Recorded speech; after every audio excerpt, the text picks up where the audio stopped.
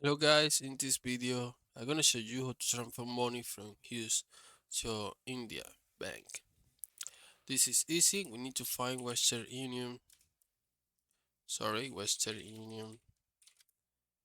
Once we open Western Union, right here we can select this option, and then we can select this option called send money.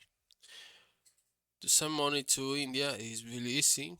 You need to find the country, clicking this option right here, and then you need to type India or simply clicking this option right here, this flag right here, and then you can see these two levels. You can type an amount to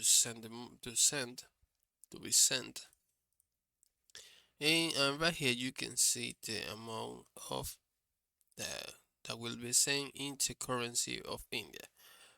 Right here you need to select uh, how you will send, or how would you the person that will receive the money will receive the money.